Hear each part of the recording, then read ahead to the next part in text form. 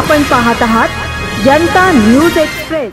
Sunilal Mehta compound, Mazgaon विभाग, Ghodapdeo road, Mumbai येथील city सफे क्रमांक 1D716 ही सरकारी जमीन आहे।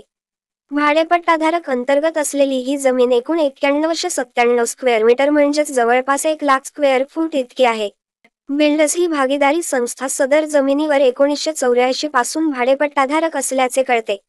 सदर मालमत्तेच्या पुनर्विकासासाठी जिल्हाधिकारी यांनी 2009 साली पुनर्विकासासाठी RR बिल्डर्सला काही अटी आणि शर्तीद्वारे परवानगी दिलेली होती। RR बिल्डर्स ही भागीदारी संस्था लीज होल्डर असून 1984 रोजी रमजान कुरेशी आणि त्याचे कुटुंबीय असे मिळून 8 भागीदार होते। परंतु पुढे कालांतराने 2010च्या आसपास मेट्रो बायो इन्फोकॉम या कंपनीचे 11 संचालक असे मिळून RR बिल्डर्स या भागीदारी संस्थेचे एकूण 19 भागीदार झाले। जिल्हाधिकारी कार्यालयाने याबाबतीत कोणती परवानगी दिलेली आहे याची सविस्तर माहिती उपलब्ध नाही। सबब मुळातच ही प्रक्रिया कायदेशीर आहे का, हा प्रश्न येथे उपस्थित होतो। म्हाडा उपकरप्राप्त चाळींच्या होणाऱ्या या पुनर्विकासात महाघोटाळा झाल्याचे दिसत आहे। सरकारी जमिनीवर म्हाडा ऍक्ट लोकविमुख कायद्याचा बोजवारा वाजला आहे। महारेरा कायदा फक्त कागदावरच असून यावर प्रशासनाने काही कारवाई न केल्यास मोठे आंदोलन करण्याचा इशारा बृहन्मुंबई भाडेकरू परिषदेने दिला आहे। आणि ती जी इमारत आहे, चाळ आहे, त्याच्यामध्ये साधारण 250 रहिवासी त्या ठिकाणी राहतात आणि त्याच्यामध्ये ही बिल्डिंग ही जवळजवळ 100 वर्ष जुनी आहे आणि त्यामुळे त्याचा विकास अत्यंत आवश्यक आहे। आणि ती जी चाळ ज्या जमिनीवर उभी आहे ती कलेक्टरची जमीन आहे, म्हणजे सरकारी जमीन आहे। आता हे इतकं मोठं व्यापक क्षेत्र आहे की ती जी जमीन ही 9197 स्क्वेअर मीटर म्हणजे जवळजवळ 1,00,000 स्क्वेअर फूट इतकी आहे। कलेक्टरची जमीन ही लीजने दिलेली आहे, त्यामुळे त्या ठिकाणची जमीन आहे। तर आमचं म्हणणं असं की या ठिकाणी हा जो विकास आहे तो अनेक वर्ष या बिल्डरनी रखडवलेला आहे। त्याच्याकडनं जो पहिला एक करार बिल्डरनी करून घेतला, नंतर तो त्याची कुवत नसल्यामुळे दुसरे बिल्डर्स त्या ठिकाणी येतात, भागीदार होतात आणि त्याच्यामध्ये हे संबंध त्याच्यामध्ये विकास पडून राहिलेला आहे। त्यामुळे दोन्ही ठिकाणी कायद्याच्या आधारे जर हा विकास म्हाडाने केला, म्हाडानेच करायला पाहिजे असं आमचं म्हणणं आहे। कारण ती 100 वर्ष असलेली जुनी इमारत आहे। म्हाडाच्या 33(7) खाली त्याचा विकास होऊ शकतो आणि आता नवीन जो कायदा आलेला आहे त्याच्यामध्ये जर हा बिल्डरचा विकास करत नसेल तर त्या ठिकाणी म्हाडाला ती जमीन आणि ती चाळ ॲक्वायर करण्याचा हक्क आहे। आणि म्हाडाच्या कायद्यानुसार 1976 कलम 91A च्या आधारे त्याला ॲक्वायर करून म्हाडा त्याचा विकास करू शकते। तर दोन गोष्टी आहेत इथे। हा जो बिल्डर आहे तो RR बिल्डर्स म्हणून होता, त्याच्यानंतर बरेच बिल्डर्स आले गेले, त्याचा सविस्तर इतिहास मी दिला आहे। आता रुपारेल आहे, आता ही लीजची जमीन आहे, त्याच्यामुळे लेझी जे आहेत ते पूर्वी जे भागीदार होते ते भागीदार आता गेलेले आहेत, त्याचं सविस्तर आम्ही दिलेलं आहे ठिकाणी। आणि ते गेलेले असल्यामुळे आता ती लीज संपूर्ण ती लीजची ज्याला म्हणतात वर्ष पूर्ण झाली होती। त्यामुळे खरे म्हणता सरकारने कलेक्टरने ती लीज रद्द करून आपल्या ताब्यात ही जमीन घेतली पाहिजे होती। आणि परंतु त्यांनी तसं न करता हे जे लेझी आलेले आहेत, जे बिल्डर्स दाखवतो की आमची भागीदारी आहे, हे बेकायदेशीररित्या ती लीज वाढवत नेत आहेत आणि त्यामुळे हा विकास वाढून राहिलेला आहे। तर आमची मुख्य मागणी अशी आहे की ती जी आहे ती लीज जी आहे ती रद्द केली जावी। कलेक्टरने ती जमीन ताब्यात घ्यावी आणि म्हाडाने त्याचा विकास म्हाडाच्या कायद्याप्रमाणेच करावा। आणि त्यामुळे काय होईल की ती जी जमीन आहे ती फार मोठी आहे। त्याचं क्षेत्रफळ मगाशी मी तुम्हाला सांगितलं 90,197 स्क्वेअर मीटर आहे, म्हणजे जवळजवळ 1,00,000 स्क्वेअर फूट जमीन आहे। आणि त्यामुळे भाडेकरू जे आहे ते 250 आहे। तर म्हाडाने त्याच्यामध्ये जर त्या जमिनीवर बांधकाम केलं तर त्या 250 भाडेकरूंनाही व्यवस्थित त्यांचं रिहॅबिलिटेशन होऊ शकेल आणि माडाला मोठ्या प्रमाणात हाऊसिंग स्टॉक उपलब्ध होऊ शकेल. या मुंबई शहरामध्ये घरांची गरज आहे. अनेक ठिकाणी तथाकथित विकास होतो, त्यामुळे लोक त्या ठिकाणी विस्थापित होतात. त्यांना कुठेतरी मग सेलू वगैरे, पनवेल, खोरी वगैरे तिकडे पाठवलं जातं, नवी मुंबईमध्ये पाठवलं जातं, कोणाला मानखुर्दमध्ये सांगितलं जातं आणि त्यामुळे हे जे विस्थापित होणं थांबतं आणि अनेक वर्ष मराठी माणसं तिथे 100-150 वर्ष राहतात, त्यांचा त्या ठिकाणी रिहॅबिलिटेशन होऊ शकेल. हा जो मुद्दा आहे हा कायदेशीर या एका बिल्डरचा मुद्दा आहे, परंतु त्याच्याबरोबर मुंबईच्या विकासाचाही मुद्दा आहे. आमचं म्हणणं आहे की इथे जे काही चाललेलं आहे ते संपूर्ण बेकायदेशीर आहे. तुम्हाला जर हे मिळालं असेल तर त्याच्यामधलं मी ते पॅराग्राफ संबंधित थोडक्यात इथे मांडणी करतो की त्याच्यामध्ये जर तुम्ही बघितलं की याच्यामध्ये 2009 ते 2010 रोजी पुनर्विकासासाठी नंबर 1 आर बिल्डर्सला काही अटी आणि शर्तीद्वारे परवानगी दिलेली होती. आर बिल्डर्स ही भागीदारी संस्था लीड होल्डर असून 1984 रोजी रमजान कुरेशी आणि त्याची कुटुंबीय असे मिळून 8 भागीदार होते, परंतु पुढे कालांतराने 2009-2010च्या आसपास मेट्रोफायर इन्फोकॉम या कंपनीचे 11 संचालक मिळून आर बिल्डर्स या भागीदारी संस्थेचे एकूण 19 भागीदार झाले. जिल्हाधिकारी कार्यालयाने याबाबत कोणती परवानगी दिली आहे याची सविस्तर माहिती उपलब्ध नाही. सबब मुळातच ही प्रक्रिया कायदेशीर आहे का हा प्रश्न येथे उपस्थित होतो. म्हणजे याच्यामध्ये कायदेशीर चौकशी झाली पाहिजे या व्यवहारावर, अशी पहिली आपली मागणी आहे. त्याच्यानंतर हे जे आहे त्या आर बिल्डरचे त्याचे दिनेश हिंगोरा हे हे मुख्य संचालक आहे. 1992-93 मुंबई बॉम्बस्फोटातील आरोपी समीर हिंगोरा यांचा हा मुलगा आहे. जिल्हाधिकारी यांच्या अटी आणि शर्ती परवानगी नंतर सदर आर बिल्डर्सने माडा मुंबई इमारत दुरुस्ती आणि पुनर्रचना मंडळ यांच्याकडनं 2011 रोजी ना हरकत प्रमाणपत्र प्राप्त केले. आता बघा 2011 साली प्रमाणपत्र प्राप्त केले म्हणजे नो हरकत प्रमाणपत्र प्राप्त केले. 2013 रोजी बृहन्मुंबई महानगरपालिकेकडून आयोडी प्राप्त केली. पुढे 26 नोव्हेंबर 2015 रोजी कॉमेन्समेंट सर्टिफिकेट मिळवले. म्हणजे 2011 पासून हा जो काही प्रकल्प आहे तो प्रलंबित आहे, त्यांचा अजून विकास झालेला नाही. 11 पासून म्हणजे किती वर्ष झाली? 13 वर्ष झाली. त्यामुळे हे प्रतीक्षित आहे. याच्यामध्ये बरेच डिटेल्स आहेत, तुम्ही त्याच्यामध्ये जाऊ शकता, परंतु ते तुम्ही वाचू शकता म्हणून मी त्याच्यामध्ये जात नाही. परंतु हा प्रकल्प सुरू झाला 2011 साली, आता 2014 साल आहे, त्यामुळे 13 वर्ष हा प्रकल्प तिथे झालेला नाही आणि त्याला जबाबदार हे बेकायदेशीर व्यवहार चाललेले आहेत ते आहे. त्याच्यानंतर संक्रमण शिबिर, त्या रहिवाशांना संक्रमण शिबिरामध्ये टाकलं. पान 2 मधला शेवटचा पॅरेग्राफ वाचा.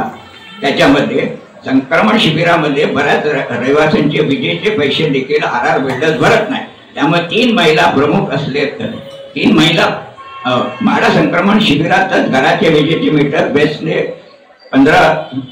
बेसने मागे जवळजवळ 1 वर्षभरात कापून दिलेले. त्या महिला आलेल्या आहेत त्या, त्यांना यायला सांगितलं होतं, ते येत आहे आपल्या त्या काळोखात राहतात, त्यांचा मीटरच कापून टाकलाय.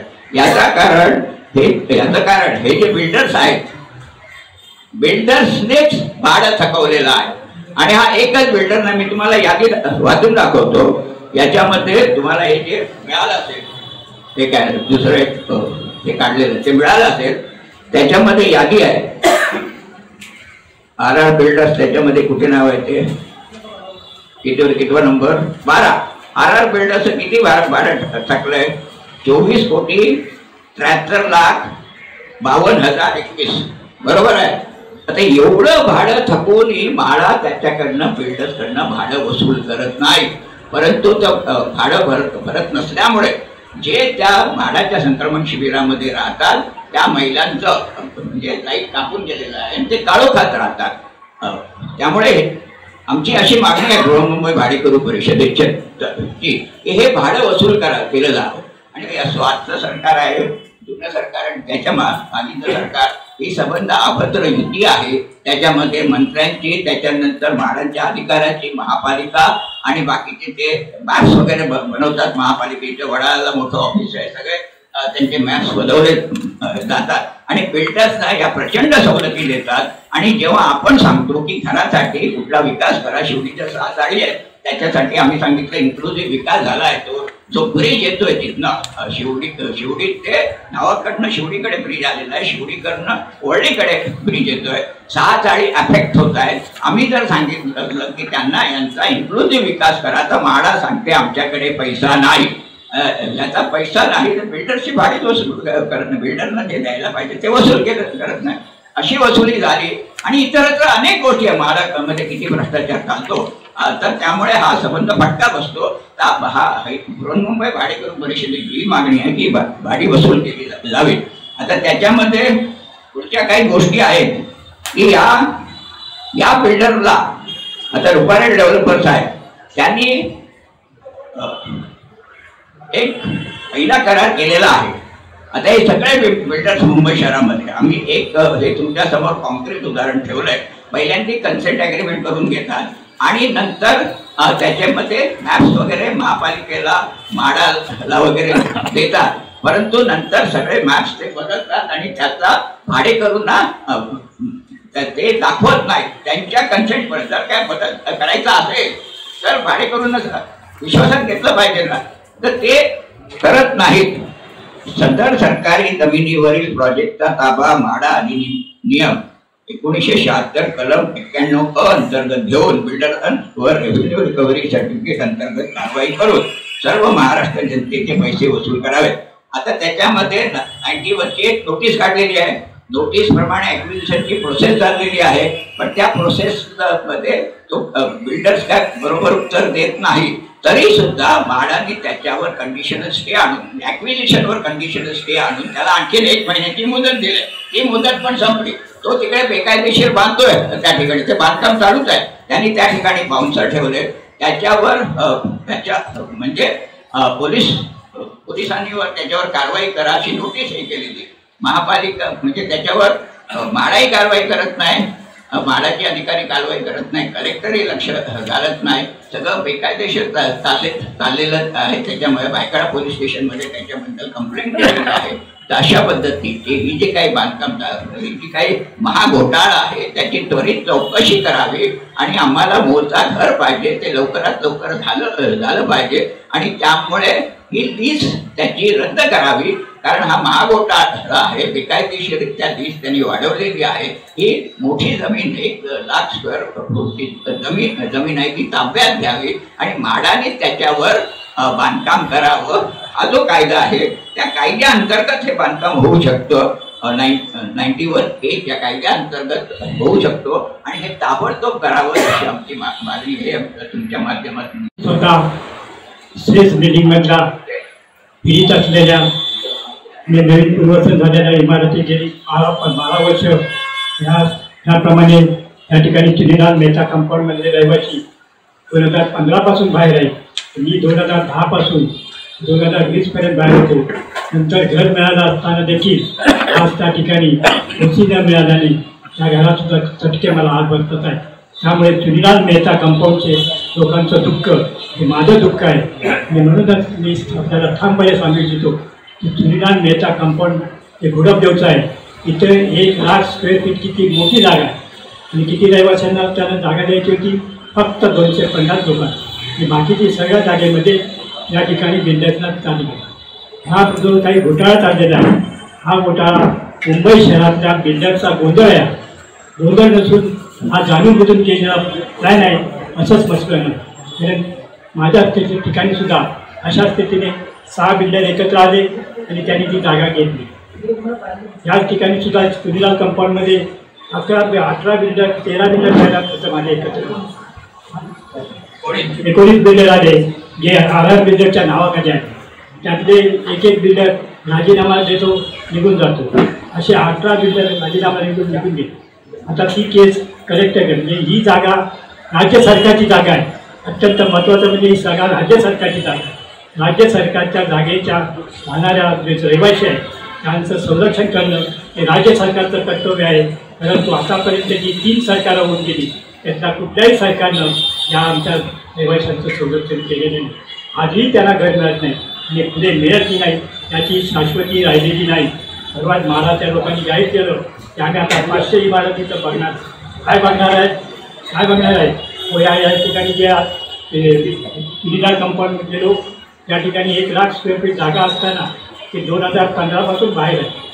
त्याच्या अगोदर NOC घेण्यात आली की 2011ला महाराज ह्या ठिकाणी राज्य सरकारच्या 4 संस्था गुंतलेल्या आहेत. एक म्हाडा ज्याला मुंबई घरकुल म्हणतात, जो 1976चा कायदा आहे. या 1976च्या कायद्यानुसार घरं बांधली जाण्याचं, घरं दुरुस्त करण्याची जबाबदारी असताना मुंबई शहरात 18,000 त्यावेळेला चाळी इमारती होत्या, सेटच्या इमारती. त्यापैकी फक्त 4,500 इतक्या चाळी बांधल्या गेलेल्या आहेत. अजूनही 13,000 चाळी त्या अशाच पडलेल्या आहेत. कधी पडतील अशी अवस्था आहे आणि सरकार नुसतं घोषणा करण्यापैकी काही करत नाही, ही वस्तुस्थिती आहे.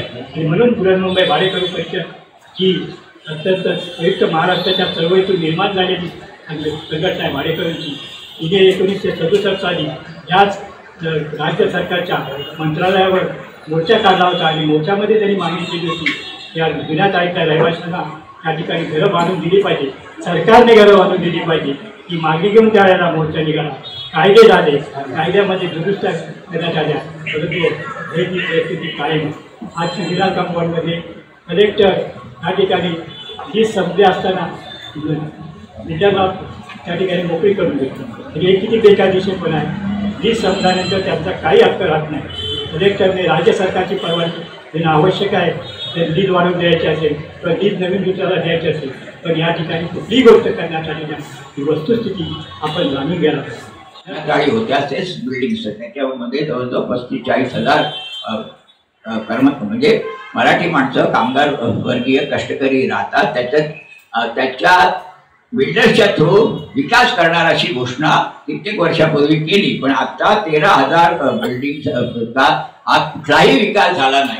आणि बाकीच्या ज्या काही इमारती आहेत बिल्डर्स विकसित करणार म्हणून सांगितलं गेलं होतं त्याच्यामध्ये लोकांकडनं सह्या घेतल्या गेलेल्या आहेत आणि त्यांना त्या ठिकाणी त्यांच्या चाळीमधनं हुसकून काढलेलं आहे. तिकडे ट्रान्झिट कॅम्प काहींना टाकलंय, काहींना भाडी देत आहेत आणि ती भाडी बिल्डर्सनी बंद केलेली आहे आणि सरकार घोषणा करत आहे. त्या फडणवीसांवर सवय आहे, कोणाचीही गैर केली जाणार नाही. तुम्ही जर काही झालं महाराष्ट्रामध्ये तर म्हणतात कोणाचीही गैर केली जाणार नाही, आम्ही SIT नेमू, आम्ही 6 SIT नेमू, आमच्या इतक्या टीम्स सगळीकडे जातील. अरे इतक्या वर्ष म्हणजे इतकी वर्ष मुंबईचे जे बिल्डर्स या ठिकाणी भाडी वगैरे थकवत आहेत, क्रिमिनल ऑफेन्स आहे. जे आपलं म्हाडा ही सरकारी संस्था आहे याची म्हणजे ही म्हाडाचं अस्तित्व, म्हाडा हे घर मिळावं म्हणून या संस्थेची स्थापना केली. त्या म्हाडाची भाडी थकवतात, त्याच्या विरोधात सरकार काही करत नाही. त्यामुळे आम्ही प्रचंड या ठिकाणी मोर्चा काढवणार आहोत आणि आपल्या माध्यमातून त्याला चांगल्या प्रकारे आपण लोकांपर्यंत आपण. सर, उद्योगपतींची केंद्र जशी कर्ज सर्व बँकांनी माफ करून टाकली, उद्या म्हाडाचं हे सर्व जर डिफॉल्टर म्हणून माफ केलं तर मग काय करणार आपण? हो, त्याच्यामध्ये शक्यता आहे ना, हे एवढं आहे त्याच्यामध्ये. मग काय काय हे करून तो काय करतो, 1 कोटी भरतो. उद्योगपती पण तसं करतात. अनिल अंबानीचं सगळं माफ केलं. तो मल्ल्या जो आहे तो पळालाय अजून त्याला आणत नाही. तो तसं तो राणा म्हणून आणतायत पण ते देत आहेत म्हणून करताय. याच्यामध्ये सरकारची काय म्हणजे वीरता वगैरे काही नाही. त्यांनी तिकडे काय एक्स्ट्रॅक्शन ट्रिटी वापरून त्याला आणलेला नाही. त्याची गरज तिकडे संपली म्हणून त्याला इथे आणतायत. परंतु त्यात जो आहे हँडली त्याला नंबर 1चा आरोपी आहे, त्याला कुठे आणलेला आहे? तो जो आहे त्यांनी रेकी केली. तो इथे संबंध आपलं जे आहे सगळ्यापासून तो जवळजवळ 1.5 वर्ष फिरत होता. ते अमेरिकेलाही माहिती आहे आणि बाकीच्या त्या इस्रायललाही माहिती आहे. तो मुख्य आरोपी आहे, त्याला तिकडे दडवून ठेवलाय आणि या आरोपीला तिकडे आणलं. दाऊदला कुठे आणलेलं आहे यांची घोषणा होते. पण बिल्डर्सची जी लोन्स आहेत ते राईट ऑफ करतात. म्हणतात राईट ऑफ नाही, आम्ही वसूल करू, पण ही पडलेली आहेत आणि कुठल्याही क्षणी ती माफ करून आपल्यावर GST लावतात. तुम्ही आता हे केलेलं आहे, तुम्ही प्रश्न काढलात म्हणून बोलतो की तुम्ही बँकेचं ट्रान्झॅक्शन केलं, ते ATM कार्ड सगळ्यांना देतात डिजिटल सुविधा म्हणून, चांगलं आहे का वाईट नाही. परंतु त्याच्यामध्ये तुम्ही ते वापरलं की त्याच्यावर चार्ज आहे. चेक हे करायला चार्ज आहे, तुमच्या चेकबुकवर चार्ज आहे, सगळ्यांवर चार्ज आहे. पण बाकीचे सरपंच जे उद्योगपती आहेत त्यांची संबंध लोन्स माफ केली जात आहेत. तर हे सरकार हे कॉर्पोरेट भांडवलदारांचं सरकार आहे आणि त्यांच्यासाठी एक काम करत आहे. परंतु हे जे संबंध आम्ही आता मुंबईची गोष्ट बोलतोय की मुंबईमध्ये गिरणी कामगारांना हटवला, त्या मिलच्या जमिनी आहेत, त्याचा सुद्धा ते कष्टकऱ्यांसाठी सरकार नाही आहे, त्यांच्यासाठी पैसा घालत नाही. आता जो काही प्रश्न आहे इथे काय प्रश्न आहे, सरकारने लीजवर दिलेली जमीन आहे, जमीन कोणाची आहे, कलेक्टरची म्हणजे सरकारची आहे. गिरण्यांच्या ज्या जमिनी होत्या त्या गिरण्यांच्या जमिनी सुद्धा इंडस्ट्रियल यूजसाठी दिल्या होत्या. मुंबईच्या संबंध तेवढं 600 एकर मला वाटते ती जमीन आहे त्यांची, ती त्यांनी पुरवल्या, त्यांच्यावर कारवाई केली नाही. परंतु त्या इंडस्ट्रियल यूजसाठी होत्या म्हणून त्या लीजच्या जमिनी होत्या, लीजच्या त्यात सुद्धा त्या ताब्यात घेतल्या पाहिजे होत्या. त्या ताब्यात घेतल्या असत्या तर मुंबईचा सगळ्यांचा घरांचा प्रश्न सुटला असता. परंतु ते ताब्यात न घेता कमर्शियल यूजसाठी गेल्या, वंथड करून त्या संबंध भांडवलदारांना रिलीज केला. हा प्रश्न म्हणून आम्ही म्हणतो केवळ चुनीलाल कंपाऊंडचा प्रश्न नाही, सरकारी जमीन आहे, एका ठराविक याच्यासाठी दिलेली आहे, ती ताब्यात घेतली पाहिजे. त्याच्यासाठी आपल्या म्हणजे आम्ही मुंबईमध्ये आमची मुंबई भाडेकरू परिषद अनेक वर्षापासून इथे लढते आहे आणि आम्ही लढा हा चालू ठेवू आणि या सेशनवर आम्ही एक मोर्चा काढणार आहोत. भाडेकरूंची क्षमता किती, ते वकील उभा करायचा असेल तर लाखाच्या आत, सुप्रीम कोर्टात वकील उभा करायचा असेल तर तो फायलिंगलाच ₹1,00,000 घेतो. तरी सुद्धा भाडेकरूंनी त्यांच्यावर हे केला की तुम्ही जे आमच्याकडनं हे साईन केलेलं आहे, आमच्याकडनं साईन करून घेतलेलं आहे, कन्सेंट टर्म्स आहे, त्याच्याप्रमाणे तुम्ही दाखवलेला आम्हाला कुठे कुठे आम्हाला बसवण्यात येईल, बरोबर आहे ना. त्या बिल्डिंगचा मॅप वगैरे दाखवला आहे आणि तुम्ही टर्म्स अँड कंडिशन्स वगैरे हे आहे, पण तुम्ही ते केलेलं नाही. त्यामुळे त्यांना कंटेम्पची नोटीस आली त्यांच्यावर, त्या रुपारेवर कंटेम्पची. खरं म्हणजे पोलिसांनी त्याला पकडून हात करायला पाहिजे, ते होत नाही तिकडे. कायद्याचं पालन पोलिसच करत नाहीत, सरकारच करत नाहीत आणि ते म्हणजे ते बिल्डरच्या विरुद्ध असेल ते करत नाही. कुठे आहे कंटेम्पची नोटीस आहे यासाठी 2 इमारती बांधू.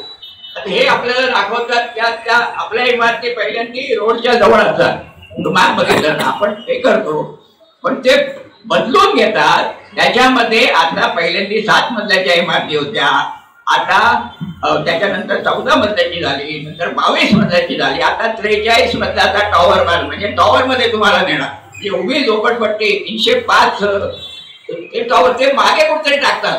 म्हणजे तुम्हाला तिकडे सूर्यप्रकाश यायला नको. तुमची काय मोटरसायकल तरी असते आपल्याला आणि आपली मुलं शिकले त्यांचे गाड्या असतात, त्याच्यामध्ये मोटरसायकल तरी असतात, ते मागे कुठे टाकतात. तर ते हे करतात, ते दाखवत नाहीत ना. तसंच त्यांनी मॅप बदललेला आहे आणि मुंबईमध्ये 43 मजल्याचा हा पॅटर्न सुरू झालेला आहे. आम्ही मागे पत्रक काढलंय की त्याच्यामध्ये आता जिजामाता नगर आहे याला काळ्या चौकीला, तिथे 2850 झोपड्या आहेत. मुंबई शहरामध्ये काळा चौकीला झोपडपट्टी आहे मोठी, दाभोळकरांना जिजामाता नगर म्हणतात. त्यांना 43 मजल्यामध्ये तो मागे टाकतोय. त्यांची आम्ही मिटिंग घेणार होतो आता, ते म्हणतात आम्हाला 43 मजले नको, आम्हाला 22 मजले द्या ना. आता 43 मजले असल्यावर काय होतं की त्याच्यामध्ये तुम्हाला सिक्युरिटी लागते, म्हणजे 3 शिफ्टमध्ये एक वॉचमन नाही होणार, तिथे 7-8 वॉचमन लागणार. लिफ्ट आहे, लिफ्टसाठी तुम्हाला वरती जायला थांबायला लागेल तिकडे आणि 43 मजल्यावर प्रॉपर्टी टॅक्स येणार ना, त्यामुळे तुम्ही विकणार. म्हणजे 2 भाऊ असले तर लग्न झाल्यावर 2 कुटुंब 305 मध्ये राहू शकत नाही, ते विकतातच. त्यांना मुंबईमध्ये घर अवेलेबल नसतं, मग ते जातात कुठेतरी बाहेर, अशी ती मुंबई खाली करतात. त्यामुळे 43 मजल्याचा पॅटर्न सुद्धा आम्हाला नको आहे, याच्यासाठी सुद्धा आम्ही संघर्ष करणार आहोत. आणि ते जे काही बदलणारं मॅपचं हे जे कार्यालय आहे ते वडाळ्याला आहे तिकडे, ते अत्यंत करप्ट आहे, त्याची पण चौकशी झाली पाहिजे.